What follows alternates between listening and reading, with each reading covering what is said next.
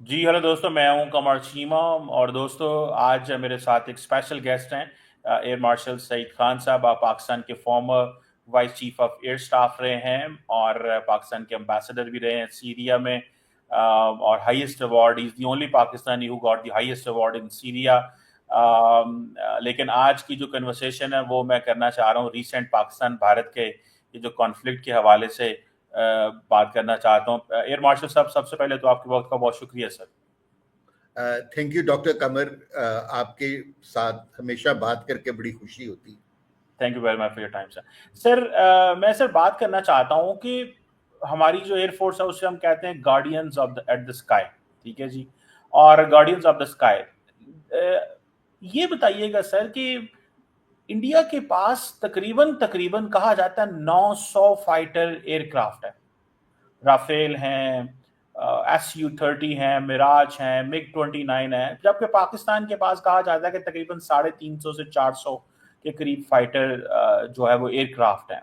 आपने सर पाकिस्तान की एयरफोर्स में हाईएस्ट लेवल पे almost vice chief of air staff serve किया हुआ है। ये पाकिस्तान कैसे मैनेज करता है इंडिया के साथ, और एयर सुप्रीमेसी जो रिसेंटली पाकिस्तान ने मेंटेन की, इसको जरा बताइएगा कि हम मैनेज कैसे करते हैं। और इसमें हमारे पास वो हमारे कहते हैं ना गुर क्या है पाकिस्तान के, हमेशा 2019 हो बालाकोट तो तब भी पाकिस्तान ने इंडिया के जहाज गिरा लिए, और अभी भी पाकिस्तान ने इंडिया के 6 जहाज गिरा लिए सर।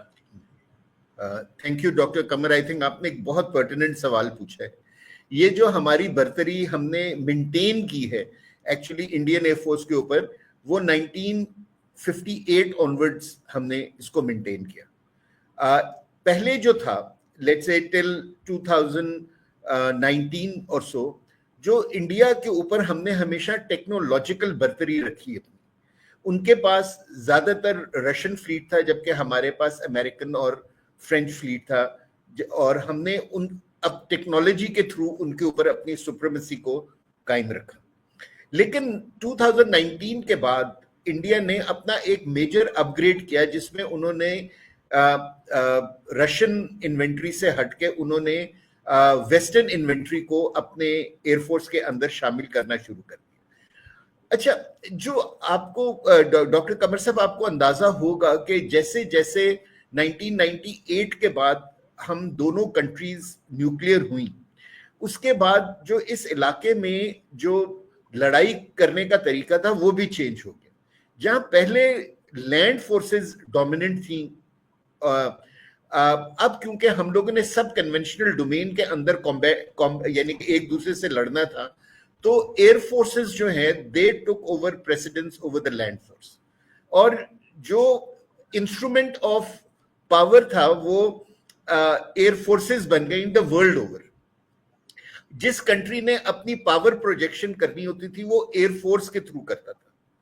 आप अमेरिकन हेजेमनिक एक्शंस देख लें इन द मिडल ईस्ट, या आप इंग्लैंड का देख लें इन फॉकलैंड आइलैंड्स, या आप पाकिस्तान और इंडिया के उसमें भी देख लें कि जो फोर्स जिसको डेवलप किया गया दोनों साइड्स के ऊपर, वो उनकी एयरफोर्स थी। हमने भी बहुत गौर से क्या कहते हैं इंडिया की डेवलपमेंट को देखा, और हमने भी अपने आप को उसी तरीके से अपग्रेड किया।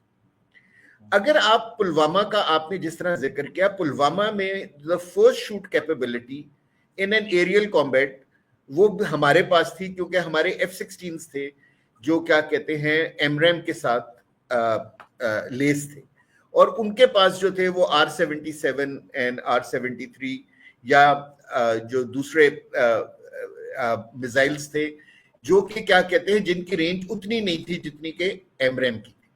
लेकिन जब उन्होंने, सर आपको सॉरी बात काटने लगा, 2019 में हमने F-16 के जरिए उनको जहाज गिराए थे। This is what F-16 and JF-17 दोनों की कॉम्बिनेशन के साथ, ठीक है ना। लेकिन जो इंपॉर्टेंट चीज है डॉक्टर साहब समझने के हमारे पास एक टेक्नोलॉजिकल एज उनके ऊपर 2019 में भी था, in terms of aircraft and in terms of the missiles that were fired. लेकिन आप देखिए कि उस वक्त भी जो फाइट थी ना, वो तकरीबन विजुअल रेंजेस में हो रही थी, क्योंकि AMRAAM is advanced medium range air to air missile. ठीक है ना। तो जो जंग हो रही थी वो बड़ी लिमिटेड एरिया में हो रही थी।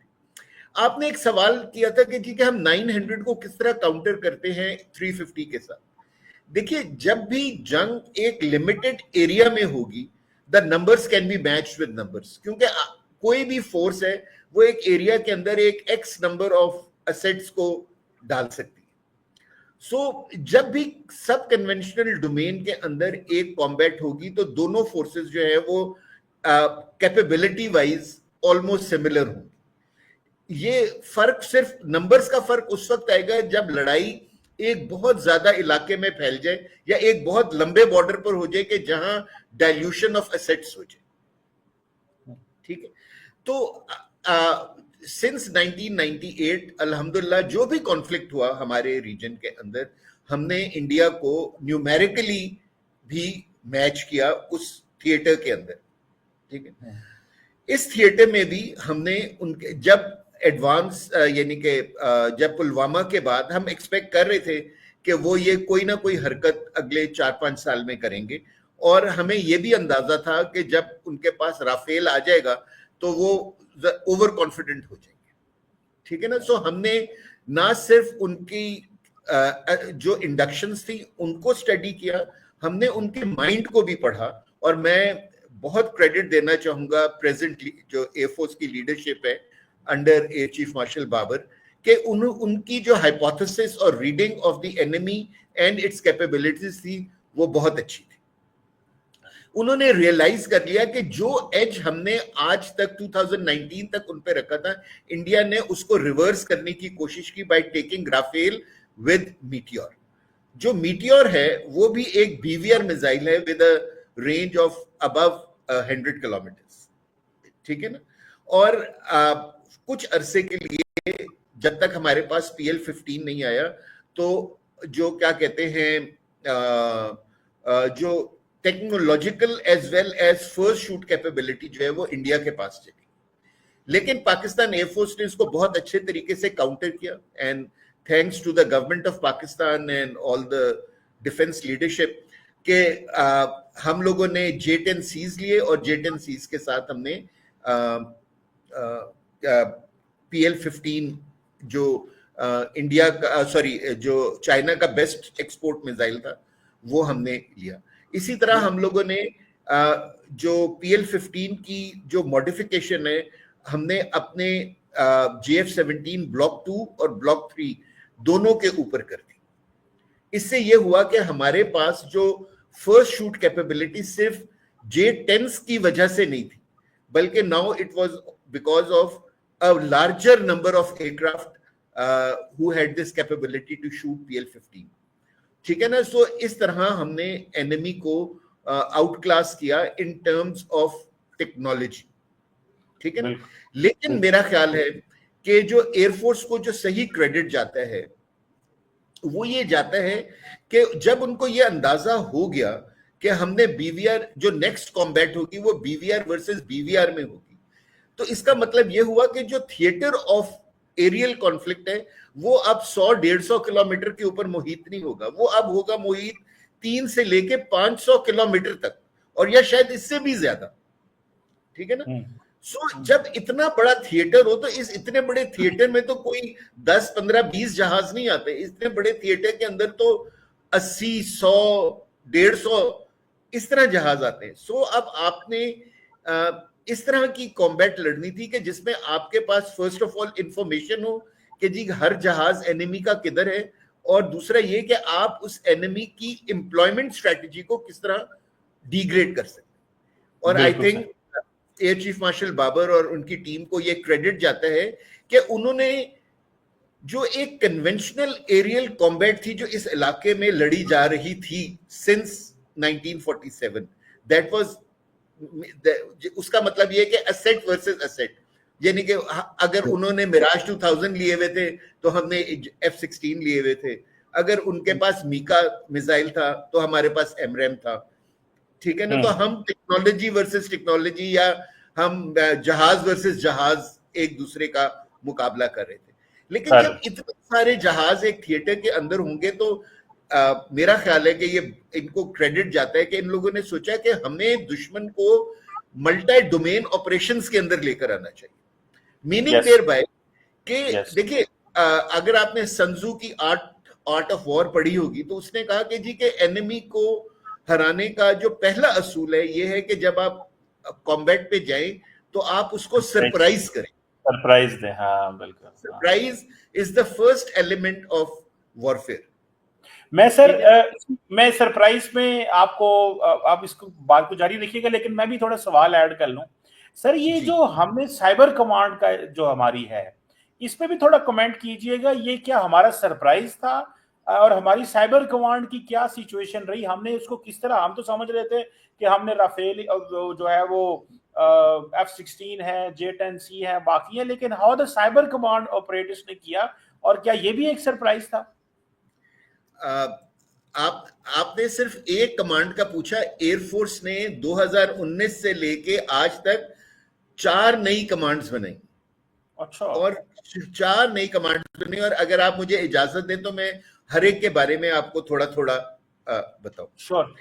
देखिए, जब थिएटर ऑफ वॉर बहुत बड़ा हो गया तो इसके लिए अगर आपने एक किल चेन बनानी थी, ठीक है ना, तो अगर मैं आपको एक एग्जांपल देता हूं कि फर्ज कर लेंगे उस इलाके के अंदर 100 जहाज है और हर जहाज के ऊपर 4 मिसाइल लगे हैं, तो उस थिएटर के अंदर 400 मिसाइल हैं जो एक दूसरे के ऊपर फायर हो सकते। सो अगर आप 100 जहाज के अगेंस्ट 400 मिसाइल हैं तो आपकी किल प्रोबेबिलिटी कितनी होगी? 400%। ठीक है ना? तो इसका मतलब यह है कि कोई भी जहाज किसी भी जहाज को मार सकता है। ठीक है ना? क्योंकि इतने जहाज एक दूसरे के खिलाफ लड़ रहे हैं कि कोई ना कोई गलती तो करेगा ना, और उस गलती को दूसरा एनिमी जो है वो उसको एक्सप्लॉइट करेगा और आपको शूट कर सकता है। सो इसका क्या मतलब हुआ कि आपने एनिमी के दिमाग से खेलना था और आपने उसके दिमाग को इस काबिल नहीं छोड़ना था कि वो क्या कहते हैं आपके ऊपर अपने वेपन को, जो उसका जो सबसे बड़ा और इंपॉर्टेंट एक्विजिशन थी विच वाज मीटियोर और राफेल जहाज था, वो उसको सही तरीके से एम्प्लॉय ना कर सके। अब वो उसको एम्प्लॉय किस तरह नहीं कर सकता? All heads off to the Pakistan air force कि उन्होंने सोचा कि जी कि हम कुछ और टैक्टिक्स या कुछ और डोमेन्स भी इस वॉरफेयर के अंदर लेकर आते हैं। तो उन्होंने 4 कमांड्स बनाई। एक बनाई साइबर, जिसका आपने जिक्र किया। एक उन्होंने EW command, electronic warfare command बनाई। तीसरी उन्होंने स्पेस कमांड बनाई, और चौथी उन्होंने अनमैन्ड फोर्स कमांड बनाई। अब ये सारी चीजें जो थी वो अब उन्होंने इन सारी चीजों को एक बीवीआर कॉम्बैट एरेना के अंदर वो लेकर आ गए। अच्छा, अब साइबर कमांड के, साइबर कमांड इज दैट के जितनी भी साइबर स्पेस के अंदर मूवमेंट हो रही है of signals, of messages, of information, आपके पास ये एबिलिटी हो कि या तो आप उसको ब्लॉक कर दें, जो एनिमी उस इंफॉर्मेशन से अपनी नॉलेज हासिल करना चाहता है वो आप उसको उस वक्त मोमेंटरीली थोड़ी देर के लिए आप उसको वो इंफॉर्मेशन डिनाई कर दें ताकि आप अपनी एफर्ट को इस्तेमाल कर सकें। ठीक है ना? और एग्जैक्टली हमारी साइबर कमांड ने यही किया। उन्होंने जितने कमांड सेंटर्स थे उनके पास जितने क्या कहते हैं ग्रिड स्टेशंस थे, या उनके जितने क्या कहते हैं इंफॉर्मेशन सेंटर्स थे जो इंफॉर्मेशन एक जगह से दूसरी जगह पहुंचा रहे थे, हमने उन सबको जैम कर दिया। जब वो जैम हो गई तो the command centres, the information that was passing from one kill chain element to the other kill chain element was stopped.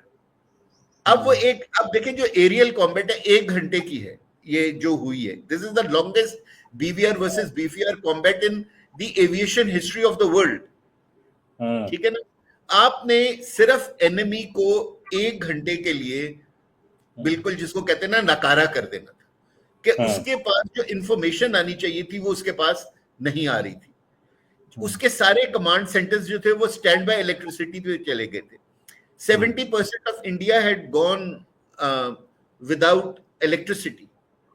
ठीक है ना। सो एक पैनिक स्टेट डेवलप हो गई एनिमी के अंदर कि ये क्या हो रहा है, ठीक है ना। जो पायलट्स एक दूसरे के साथ बात करना चाहते थे, ये खैर ऑल्दो उनकी के साइबर कमांड की कैपेबिलिटी नहीं थी, लेकिन साइबर कमांड ने क्या किया कि उन्होंने जो साइबर स्पेस के ऊपर टोटल डोमिनेंस अपनी कायम कर ली और एनिमी को साइबर स्पेस नहीं दी कि वो अपनी डिसीजन मेकिंग लूप के अंदर उसको एम्बेड कर सके, ठीक है ना।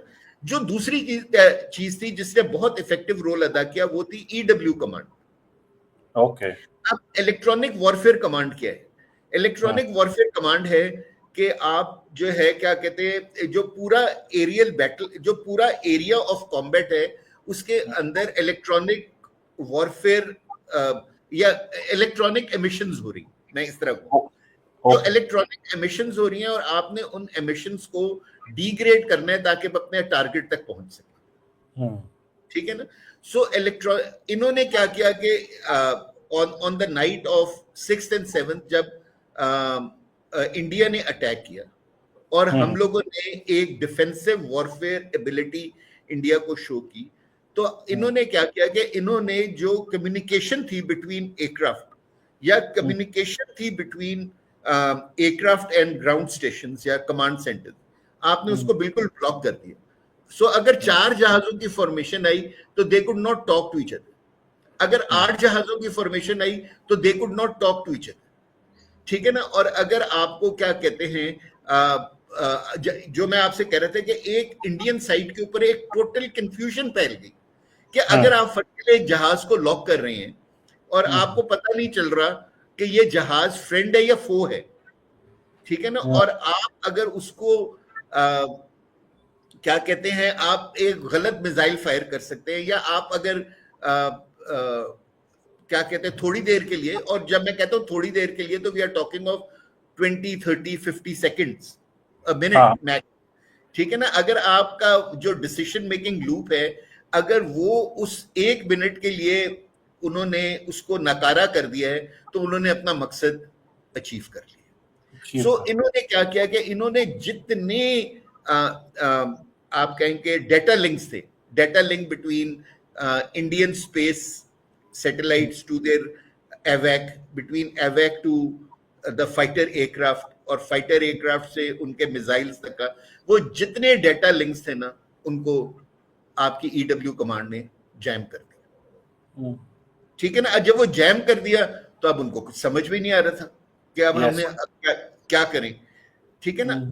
इसी तरह जो स्पेस कमांड थी, ठीक है, जो स्पेस कमांड थी उनका, अब आप देखेंगे जो अगर आपका, मैं अभी देख रहा था कि आपके उन्होंने एक वो जिस तरह हाफ सेमी सर्कल वाला एक तस्वीर दिखला रहे थे आपके ये जो रिसर्चर्स हैं, अगर ये जो तस्वीर है ये जो हाफ सर्कल है या ये जिसको हम थिएटर ऑफ कॉम्बैट कहते हैं, अगर ये थिएटर ऑफ कॉम्बैट इतना बड़ा हो कि this is something like 500 kilometres in diameter, ठीक है ना, जिसका मतलब हुआ कि 1000 किलोमीटर का रेडियस है, ठीक है। तो इसके अंदर कितने जहाज हों, अगर वो सारे जहाजों की पोजीशन आपको कौन बता सकता है? सिर्फ एक सैटेलाइट। और इंडिया के पास, इंडियन एयरफोर्स हो या इंडिया के पास तो बहुत ज्यादा सैटेलाइट, लेकिन हमारे एयरफोर्स ने इन द लास्ट 3-4 इयर्स इन्होंने 2 बड़े अच्छे सैटेलाइट्स जो है ना उनको ऊपर पोजीशन किया, और हमारी स्पेस कमांड ने बेसिकली ISR किया, intelligence, surveillance and reconnaissance of the total combat theatre, ठीक है ना।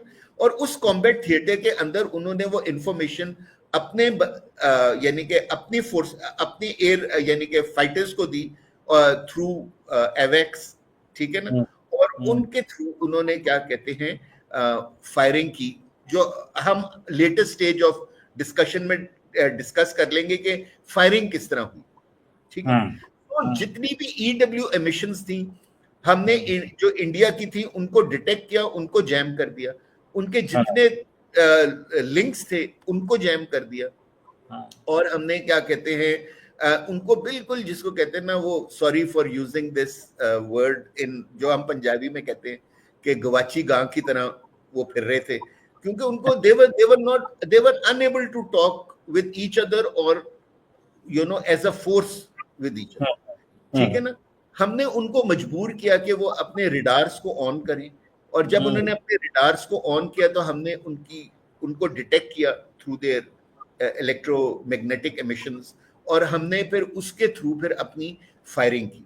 जो फायरिंग की वो भी पाकिस्तान ने पहली मर्तबा दुनिया को दिखलाया कि साइलेंट फायरिंग किस तरह की जा सकती। ओके, ठीक है ना?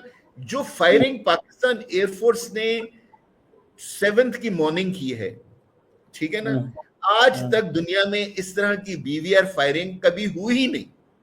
Okay, and as such the Indians were flabbergasted कि हमारे साथ हो क्या रहे, कि हमारे पास मिसाइल, हमें तो अपने सिस्टम्स के ऊपर कोई मिसाइल आता, यानी कि वार्निंग बहुत कम थोड़ी देर के लिए मिल रही है, हमें तो कोई जहाज या आता हुआ दिखलाई नहीं दे रहा। ठीक है ना? एंड येट हमें मिसाइल आके हिट कर रहे हैं। ठीक है? तो इसका ये मतलब था कि हम लोगों ने अपने जो मिसाइल्स लॉन्च किए वो हमने अपने हमारे फाइटर्स ने अपने रेडार को ऑन ही नहीं किया, और उन्होंने क्या कहते हैं जो अपना किल चेन बनाया, वो किल चेन बनाया between awake, the fighter and the missile. ठीक है? और जो PL-15 की एक बहुत बड़ी कैपेबिलिटी है वो ये थी कि आप जो है उसको कोऑर्डिनेट्स के ऊपर फायर कर सकते हैं। ठीक है? सो अब वो आपको कोऑर्डिनेट कौन देगा? वो कोऑर्डिनेट या तो आपको जो आपका एवेक है वो खुद उसको डिटेक्ट करके उसके कोऑर्डिनेट्स निकालेगा, या आपको स्पेस कमांड या जो स्पेस सैटेलाइट है वो आपको देगा। ठीक है ना? आपका पायलट जो है उन कोऑर्डिनेट्स को मिसाइल के अंदर फीड कर देता है जहाज में रहते हुए। ठीक है ना? और जब लॉन्च होता है तो जो एयरक्राफ्ट का जो रेडार है, जो उसका सोर्स ऑफ डिटेक्शन बन सकता है, ठीक है ना, क्योंकि जैसे ही वो रेडार ऑन करेगा एनिमी के एवेक्स और एनिमी के जो फाइटर्स हैं वो एमिशन को सेंस कर लेंगे और अपनी उसकी पोजीशन पता चल जाएगी। ठीक है ना? सो इन लोगों ने अपने रेडार्स भी ऑन नहीं किए, और इन्होंने जिसको ब्लाइंड फायरिंग कहें या साइलेंट फायरिंग कहें on the coordinates of awake की। ठीक है ना? अब उसके बाद जब सवाल आएगा कि जी के आपने जब एक बीवीआर मिसाइल फायर कर दी है तो उस मिसाइल को कंट्रोल कौन कर रहा है? अब उस मिसाइल को कंट्रोल करेगा एवेक थ्रू डेटा लिंक। ठीक है ना? ठीक है ना? अब उस डेटा लिंक की आपको दो चीजें चाहिए। एक है आपके ना enemy should not be able to break this link. अगर एनिमी ने इस लिंक को ब्रेक किया तो फिर आपका मिसाइल हेवाई हो जाएगा, या इतना सक्सेसफुल नहीं होगा। ठीक है ना? सो आपकी ना EW कमांड को ये जाती है, क्या कहते हैं, क्रेडिट जाता है कि उन्होंने किसी लिंक को ब्रेक नहीं होने दिया। ओके, कोई भी लिंक, मैं ये कह रहा हूं, उन्होंने अपने किसी लिंक को ब्रेक नहीं होने दी। और एक स्टेज के ऊपर कोई 50 किलोमीटर प्लस माइनस के करीब फिर जो मिसाइल का रेडार खुद ऑन हो जाता है, और वो जो है कि फिर it gives only between 3 to 5 seconds of warning to the target aircraft. So जो राफेल के पायलट्स हैं उनको मिसाइल की वार्निंग सिर्फ 3 से 5 सेकंड के लिए मिली। और अगर PL-15 उनके थ्रेट के अंदर नहीं है, थ्रेट लाइब्रेरी के अंदर नहीं है, तो अभी तो उनका वो जो थ्रेट प्रोटेक्शन सिस्टम है जो ऑन बोर्ड होता है, ठीक है ना, हर मॉडर्न फाइटर के, तो वो तो अभी डिटेक्ट ही करोगे कि ये कौन सा मिसाइल है जो आ रहा है, क्योंकि मेरी तो थ्रेट लाइब्रेरी में ये मिसाइल है ही नहीं। ठीक है ना? तो अभी वो कर ही रहे होगा तो जहाज डिस्ट्रॉय हो गया। यस। और एक और चीज जो पाकिस्तान एयरफोर्स ने दिखलाई है, जिसके ऊपर I am very proud of Pakistan air force, और वो है कि इन्होंने क्रॉस फायरिंग की है। ओके। इंडिया ने क्या किया कि इन्होंने 4 जहाजों की फॉर्मेशंस को खड़ा कर दिया all along the LOC and international border. हाँ, बिल्कुल। हाँ। तो उन्होंने हमारे लिए जो है ना एक दीवार बनाने की कोशिश की, या उन्होंने हमें न्यूमेरिकली जो है ना आउट आउट क्लास करने की कोशिश की, ठीक है ना। सो हमारे बंदों ने, जैसे अगर फर्ज कर लेंगे आप मेरे सामने हैं और 50 नॉटिकल माइल्स के ऊपर एक दूसरी फॉर्मेशन है, उसके सामने भी 4 जहाज हैं, तो हमने बजाय अपने सामने वाले जहाजों को इंगेज करने के बजाय हमने क्रॉस फायरिंग की, यानी कि मैंने अपने जो लेट्स से के राइट के ऊपर जहाज था उसको फायर किया, और मेरे जो लेफ्ट पे था उसने अपने मेरे सामने वाले जहाज के ऊपर फायरिंग की। सो जहां वो एक दूसरे को देख रहे थे, ठीक है ना, तो उनको यही नहीं पता चला कि मिसाइल आ किस साइड से रहे, ठीक है ना। सो ये बहुत सारी टैक्टिक्स एयरफोर्स ने इस्तेमाल की, और जो जो चौथी कमांड थी, जो अनमैन्ड कमांड थी, वो बेसिकली थी of drones, UCAVs and loitering munition, ठीक है बिल्कुल। ना। और इस फोर्स को इस्तेमाल किया गया 10th को, और आप जिसको कहते हैं ना, वो जो हम फिल्मों में देखते हैं कि हजारों के हिसाब से ड्रोन जा रहे हैं, तो यस। एयरफोर्स ने लिटरली हजारों के हिसाब से ड्रोन भेजे, ठीक है ना। और उन्होंने कहा कि ठीक है, अगर आपको याद हो कि एक पिंडी के ऊपर एक इंडियन ड्रोन आके कर रहा था, ठीक है ना, तो हमने कहा कि अच्छा फिर अब हम भी दिल्ली में आके करेंगे, तो हम we took our loitering munition to Delhi, जो 450-500 किलोमीटर अंदर है, अच्छा।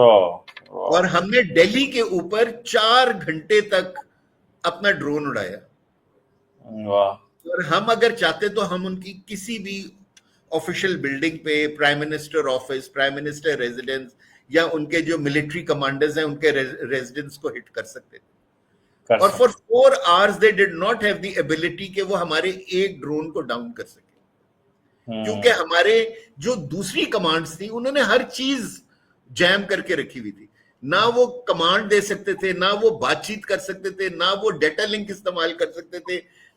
सो हर चीज तो जैम थी उनकी, और हमने ये दिखलाया कि हमारे पास इतनी कैपेबिलिटी है कि अगर आपने हमें हमारे कैपिटल के ऊपर आकर आपने हमें थ्रेट करने की कोशिश की, तो हम भी आपके कैपिटल के अंदर आकर आपको थ्रेट कर सकते हैं, बिल्कुल सही। ठीक है ना। सो पाकिस्तान एयरफोर्स को ना ये क्रेडिट जाता है कि ना जो अंडर चीफ मार्शल बाबर, इन लोगों ने एक गेम प्लान बनाया है कि जिसमें जहाज वर्सेस जहाज और मिसाइल वर्सेस मिसाइल एक दूसरे के खिलाफ पिच नहीं थे।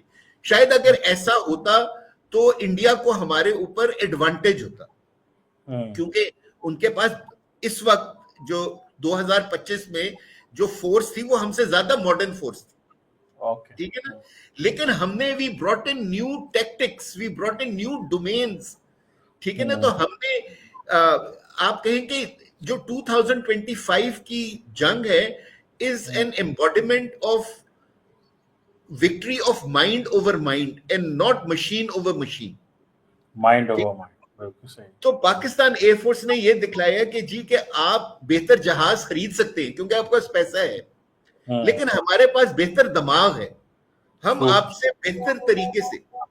अच्छा, एक चीज ये भी है कि ये कमर, आई जस्ट यू से वन मोर सेंटेंस, कि ये जो चीज है ना, ये ऐसा नहीं था कि उस दिन कोई पहली मर्तबा ये चीज कोई एम्प्लॉय हो रही थी।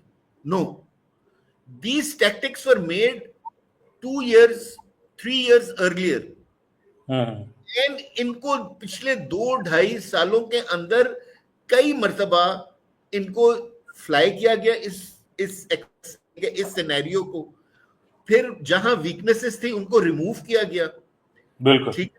और माशाल्लाह हमारे pilots, engineers, air defence controllers, इन सब लोगों ने मिलकर फिर एक ऐसी परफॉर्मेंस दी 7th और 10th ऑफ मई को कि फिर मेरा हम सब आज फख्र महसूस करते हैं अपनी एयरफोर्स की परफॉर्मेंस के ऊपर। इरमर्चन साहब, आपने बड़ा कॉम्प्रिहेंसिव एक एनालिसिस दिया है जिसमें पूरी की पूरी वो बताया कि कमांड्स एंड अदर दैन। मैं कुछ 2-3 सवाल करना चाहता हूं सर। एक तो ये बताएं कि जो इंडियन सीडीएस ने कहा कि हमने जब 7 को जहाज उड़ाए, फिर हमारे जहाज गिरे, फिर 2 दिन हम जहाज नहीं उड़ा सके, टेक्निकल फॉल्ट आ गया था, वो क्या चीज हुई होगी इंडिया को, फॉर एग्जांपल आप क्या उसमें एक्सपेक्ट करते हैं? और दूसरा, वो 2 दिन अगर जहाज ही नहीं उड़ा सकते थे तो पाकिस्तान हमला कर देता उस 2 दिनों में, तो they were not in a position to respond, is that right? Absolutely, absolutely. और मेरे ख्याल में उन्होंने 2 दिन जहाजों को ग्राउंड किया क्योंकि उनको समझ में नहीं आया, जो मैं आपसे बात कर रहा था ना, कि what has happened with them, कि उनको तो 2 दिन लगे होंगे इस चीज को डिसाइड करने में कि ये जहाज की फॉल्ट थी, पायलट की फॉल्ट थी, या एनवायरमेंट की फॉल्ट थी। एंड दिस इज, ये मैं आपसे कह रहा हूं कि ये जो हमें जो पाकिस्तान एयरफोर्स को इस चीज का क्रेडिट देना चाहिए कि they have shown something to the world which no even first world country could show to any in any conflict. जबरदस्त, जबरदस्त। ठीक है ना, हमने वो चीज करके दिखलाई है कि जिसके बारे में तो अभी अमेरिका और रशिया और फ्रांस सोच रहे हैं। बिल्कुल ऐसे। ठीक है ना, हमने उनको बताया कि जी के we may be a small country, we may be numerically not that strong, लेकिन अल्हम्दुलिल्लाह अल्हम्दुलिल्लाह पाकिस्तान में यानी कि एक से एक अच्छा दिमाग बैठा हुआ है। वो दिमाग जो है ना, सिर्फ पायलट्स की मैं बात नहीं कर रहा, मैं इंजीनियर्स की भी बात कर रहा हूँ, मैं साइबर स्पेस वॉरियर्स की भी बात कर रहा हूँ, मैं जिसको कहते हैं ना, जो हमारे छोटे यंगस्टर्स जिन्होंने ईडब्ल्यू कमांड और साइबर कमांड को जो जिसके वो वॉरियर्स हैं, मैं उनकी भी बात कर रहा हूँ। यानी everybody did something which was never expected out of a country like Pakistan. और हमने ट्रू मीनिंग में इंडिया को सरप्राइज किया, और इस सरप्राइज ने हमें ये विक्ट्री ला के दी। बिल्कुल सही हो गया। अच्छा सर, मुझे जरा ये मैं आपसे सवाल पूछना चाहता हूँ कि ये अगले दिन मैं ब्लूमबर्ग की भी स्टोरी देख रहा था कि जो पाकिस्तान है वो J-35 ले रहा है और KJ-500 HQ-19 ले रहा है। मतलब आप क्या समझते हैं कि हम पहले ही प्रिडिक्ट कर रहे हैं कि वो स्टेल्थ फाइटर जेट लेंगे अब Su-57 और F-35 from the United states और रशिया, तो हम we have gone to J-35? इसकी क्या लॉजिक है? और डू यू थिंक नाउ जो अगली जंग है वो एयर बैटल है, वो स्टेल्थ फाइटर जेट ने लड़नी है, that's why Pakistan has already picked up, और चाइनीज ने भी पाकिस्तान को ऑफर किया? बिल्कुल। अब तो देखिए ना, इन 2019 अगर the battle space air space was something like in diameters, अगर आप कहें, वाज समथिंग लाइक 300 किलोमीटर्स, ठीक है ना, इन 2025 it was something like 500 kilometres. तो अगर हम इसको इजीली प्रिज्यूम कर सकते हैं कि 2-3 साल के बाद अगर कोई कॉम्बैट होगी, अगर इंडिया ने दोबारा इस तरह की कोई हरकत करने की कोशिश की, तो जो एरियल थिएटर होगा वो would be something like 700 kilometres. So आपको एक ऐसे जहाज चाहिए जो 700 किलोमीटर्स के अंदर ऑपरेट कर सके, और आपको ऐसे वेपन्स चाहिए कि आप जहाजों को इतने डिस्टेंस के ऊपर उड़ा सकें। बिल्कुल। अच्छा एयर मार्शल साहब जी, ये बताइएगा कि ये जो हम अभी पता चला है कि जी एक KJ-500 और HQ-19 ले रहे हैं, तो क्या हमारा जो सरफेस टू एयर जो डिफेंस सिस्टम है वो क्या इतना अच्छा नहीं था कि अब हम दोबारा नए ये ले रहे हैं, या क्या आप समझते हैं कि ये अपग्रेड करते रहना चाहिए विद पैसेज ऑफ टाइम? क्योंकि इंडियंस बार बार एक चीज कहते रहते हैं जी हमने उनकी एयर बेसिस पे हमले किए, एयर बेसिस पे हमले किए, हमले तो पाकिस्तान ने भी किए हैं, उन्होंने वो तो और S-400 भी कहते हैं हमने डिस्ट्रॉय किया, लेकिन इवन देन वो कह रहे हैं कि जी हमने एयर बेसिस पे हमले किए। तो देखिए, बिल्कुल देखिए, let me give you some statistics. ठीक है ना, इंडिया ने इस कॉन्फ्लिक्ट के अंदर 31 ब्राह्मोस फायर किए, ठीक है, जिसमें से सिर्फ 4 ब्राह्मोस जो हैं वो टारगेट पे लगे जाके। ओके, ठीक है ना, और उसकी एक वजह ये थी कि हमने जो कंट्रोलर और ब्राह्मोस के दरमियान जो डेटा लिंक था, हमने उसको जैम कर दिया। जो उसके ऊपर जीपीएस लगा हुआ था उसको डाउनग्रेड कर दिया। ठीक है ना, एंड एज सच जिस तरह पायलट्स कंफ्यूज हो गए, इस तरह ब्राह्मोस भी कंफ्यूज हो गया, और वो हमारे द सक्सेस रेट जो वो ब्राह्मोस के साथ हासिल करना चाहते थे, I would say was something like 10 to 12%। अच्छा सर ये बताइए, हाँ तो हाँ so if you allow me, ठीक है ना, तो लेकिन कभी जिसको कहते हैं ना, एनिमी को कभी अंडर ग्रेड नहीं करना चाहिए, ठीक है ना। मेरे नजदीक Indian air force is a very competent air force, ठीक है ना। एंड अब जब उनको दूसरी मर्तबा 2019 और 2025 में मार पड़ी है, तो आई एम श्योर कि वो अपना एक एनालिसिस करेंगे कि जी के where what were their weaknesses and how Pakistan air force outsmarted them, ठीक है ना। और नेचुरली वो उसको काउंटर करने की कोशिश करेंगे, और उस काउंटर करने के बाद वो दोबारा हमारे साथ आएंगे। लेकिन जब तक ये सारा कुछ करने के लिए उसमें टाइम लगेगा ना, 3 4 5 साल लगेंगे, एक्विजिशन होगी, फिर उस देखिए मेरे नजदीक, अगर आप मेरे से as a senior air force officer समझेंगे, अगर आप कहेंगे एक वीकनेस बताएं जो इंडियन एयरफोर्स ने की, तो मैं कहूंगा कि between acquisition of Rafale and employment of Rafale उन्होंने बहुत कम टाइम रखा। उन्होंने ना राफेल के ऊपर अपने पायलट्स को, ना एयर डिफेंस कंट्रोलर्स को, ना जो भी उसकी एम्प्लॉयमेंट स्ट्रेटेजी थी ना, उसको उन्होंने होन अप नहीं किया, ठीक है ना। They should have taken another 1-2 years before employing Rafale into the combat zone, ठीक है ना। तो उनके पास बेशक एक बहुत अच्छा वेपन सिस्टम था, लेकिन वो उसका फायदा नहीं उठा सके, because I think their pilots and the force was not mentally prepared to employ it the way it should have been employed in the 21st century, ठीक है ना। सो वो इसी तरह है कि अगर आपने लैम्बोर्गिनी आपने एक खरीद ली है कमर साहब, लेकिन अगर आपने उसके ड्राइवर को रेस के लिए तैयार नहीं किया है, तो machine itself will not make you win the race, ठीक है ना। आपने मशीन मैन इंटरफेस को बेस्ट बनाना होता है टू विन द थिंग। और this is what Pakistan air force has demonstrated repeatedly to the Indian Air Force since 1965, ठीक है ना। कि हमने हर कॉन्फ्लिक्ट में उनको ये बताया कि it is mind over the machine, it is never the machine over the mind. So इसीलिए जो पाकिस्तान एयरफोर्स की स्ट्रेंथ, में आपसे पहले भी गुफ्तगू हुई थी, तो मैं कहता था कि क्या है, is our training of our pilots, is the training of our air defense controllers, is the training of our all combat elements, ठीक है ना। और एग्जैक्टली इसी चीज की हमें मैं तारीफ करना चाहूंगा प्रेजेंट एयरफोर्स कमांड की, ठीक है। ये it was not a easy decision to digress from normal norms. इन्होंने एक न्यू नॉर्मल को की बुनियाद रखी है, और न्यू नॉर्मल आपसे बेहतर कौन जान सकता है डॉक्टर साहब के न्यू नॉर्मल कायम करना कितना मुश्किल होता है, कितना ऊपर क्या कहते हैं आपको क्या बातें सुनने को मिलती हैं, ठीक है ना।